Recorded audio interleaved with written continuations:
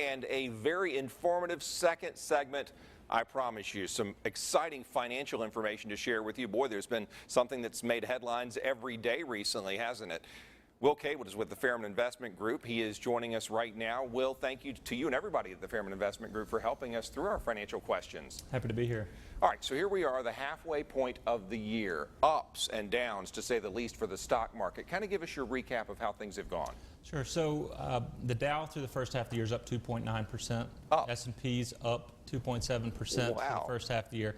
So if you just heard that, you think, oh, it's a pretty boring year, not a whole lot going on. But the first couple of weeks of the year were the worst start of the year ever that we had. And then through mid-February, we were down double-digit %. So everybody was kind of freaking out there. We made all the losses back by the end of the first quarter. So by the end of the March, we were positive for the year. Second quarter was fairly similar, pretty slow. And then June 23rd, the Brexit vote took place. We lost 5 or 6% in a couple days, and then made it all back in the last 3 days of the quarter. So we ended the second quarter higher as well. The bond market, that's one of the few bright spots for the year as well. Coming into the year, most people thought that rates would rise and therefore the value of the bonds would go down.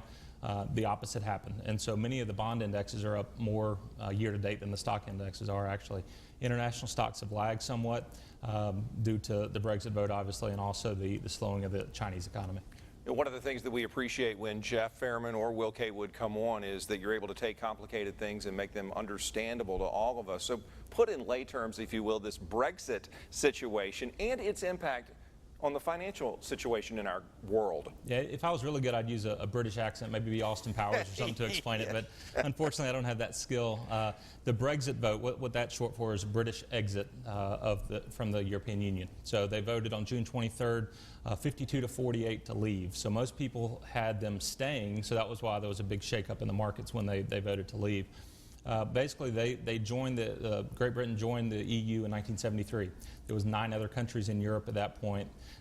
Today, there's 28, and so the rules are completely different than they were 40 years ago. There's different immigration laws. There's different entitlement spending that Britain has to follow because Europe doesn't. And so, basically, Great Britain just said, you know what, we'll just take it back. We'll just take care of our own people here. We won't follow the rules of the EU. Why that matters to us, the EU is our largest trade partner in the U.S., so we have to restructure all our deals with the European Union, also have to restructure deals with the UK. It doesn't matter a lot today, but it will over the course of the next couple of years as the details of the EU or the Brexit come about. Do you see the stabilizing of the financial markets that you mentioned in your first answer as a sign that maybe, at least for now, we've accepted Brexit, we understand it, we're all kind of calming down? Yeah, I was talking to somebody about this earlier, and everybody, it's one of those things. It's so easy to do because the media and just pushes it down your throat that it's the end of the world and the sky is falling, and then a couple weeks later we're literally at all-time highs. And so it's kind of the slow and steady wins the race process, I think, helps a lot. All right, good news, bad news. Let's start with the bad. If there is any, do you see any negativity or any headwinds we have to navigate in the economy? Going back to, and I'm sitting here with a good media member here in the CSRA, but the media is really one of those that it is a potential headwind because we hear so much about negativity. For example, the Dow and the S&P hit all-time highs earlier this week. Section B1 of the New York Times, the business section, the first page, the top article was about Pokemon. It wasn't about the S&P and the Dow. You had to go all the way to page 7 to find that. Unreal. But the day the Brexit happened, it was front page. So getting through the negativity out there is a headwind, honestly. Another negative is the strong U.S. dollar. You might think that the strong U.S. dollar is a good thing, but actually it hurts us because internationally our goods and services cost more. Therefore, other countries are more competitive in that sense. Another negative is the PE ratio. So historically, we're at kind of higher levels of that, so the valuation of the stock market on a PE perspective, price to earnings, is pretty high right now. Also, we're in year 8 of a pretty strong bull market run.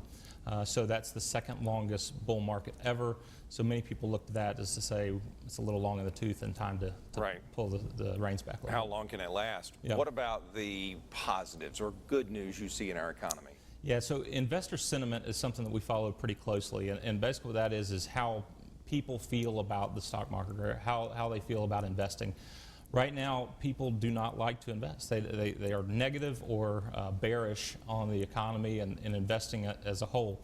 It's a little bit of a contrarian indicator in that when people are negative on something, it's usually a good time to buy it, and when people are very bullish on something, it's a good time to sell, or you're near a top. So that's a positive in our opinion, because if people don't like something, I want to be doing something different than everybody else. So be a contrarian in that sense.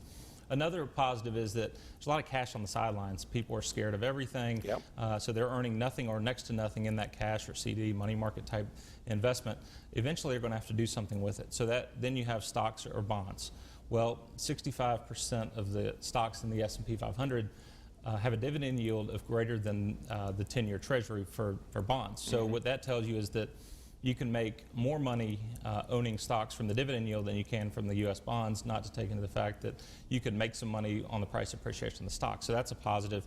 The U.S. has a lot of issues politically, socially, racially, financially. I mean, it's in the news every night. What we are is a safe haven for the rest of the world, though. So when the stuff hits the fan, people bring their assets here, and they invest in our real estate, they invest in our currency, they invest in our bonds, and that's one of the reasons our stock market's at an all-time high. Crystal ball time. What do you see for the rest of the year? Here we are, halfway point going forward. Yeah, it's a great question. Thanks. Yeah. No, I would say we're cautiously optimistic going forward through the end of the year. We're about to enter a political season like we've never seen before. I mean, the conventions will start in the next couple of weeks, then you'll have some debates, and then finally the election in November. We're all going to be exhausted by the end of that, but I think there's going to be a lot of uncertainty. There's going to be continued volatility like we've seen.